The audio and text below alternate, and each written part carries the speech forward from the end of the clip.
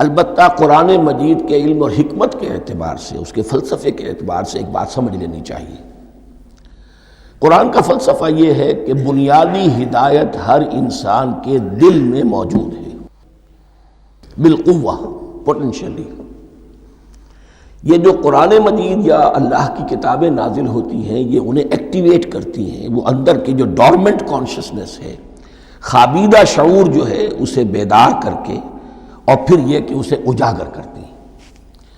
ہر سلیم الفطرت انسان اور سلیم العقل انسان، دو سلامتی شرط ہیں۔ سلیم الفطرت، نیچر پرورٹڈ نہ ہو، فطرت مسخ نہ ہو گئی ہو، عقل سلیم ہو۔ ان دونوں چیزوں کا نتیجہ یہ نکلتا ہے کہ وہ انسان از خود، بغیر کسی وحی کی رہنمائی کے، بغیر کسی نبی کی تعلیم کے سے استفادہ کیے ہوئے، از خود بھی کچھ حقائق تک پہنچ جاتا ہے۔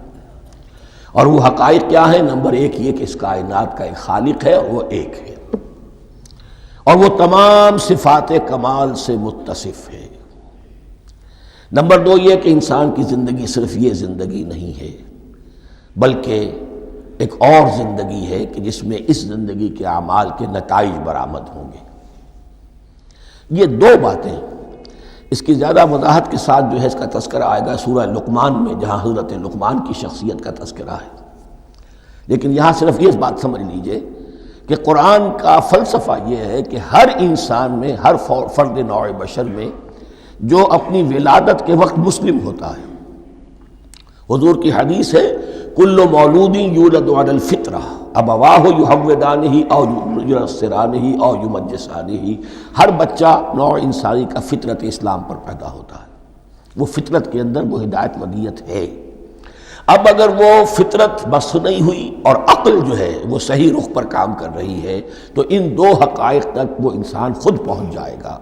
لیکن ان دونوں حقائق تک پہنچنے کے بعد اب وہ دست بستہ دعا کرے گا کہ اے رب، اب مزید ہدایت تو مجھے عطا فرما۔ ایک تو یہ کہ میں کیا کروں کیا نہ کروں، میری عقل اس میں ٹھوکر کھا سکتی ہے، میں کسی اچھی چیز کو بری سمجھ سکتا ہوں، کسی بری کو اچھی سمجھ سکتا ہوں۔ تو مجھے صحیح راستہ، صحیح راہ ہدایت پر چلا۔ یہ دعا ہے جو انسان کرتا ہے جبکہ وہ ایمان باللہ اور ایمان بالآخرہ تک خود پہنچ چکا ہوتا ہے، اور یہ سمجھتا ہے کہ صحیح زندگی کا رخ یہی ہے کہ جس رب کو میں نے پہچانا ہے کہ وہ اس کائنات کا خالق ہے اور مالک ہے اور رب ہے، میں اس کی بندگی کروں، اس کی اطاعت کروں، اس کا حکم مانوں، اس کے راستے پر چلوں۔ لیکن وہ راستہ کون سا ہے؟ اس کے لیے پھر دست بدعا ہوتا ہے کہ پروردگار تو میری رہنمائی فرما۔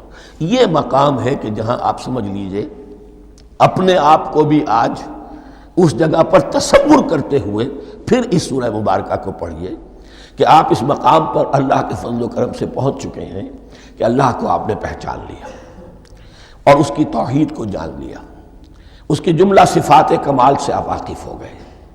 آپ یہ بھی جان گئے کہ مر کر اس کے حضور میں حاضر ہونا ہے اور وہ حساب کتاب لے گا۔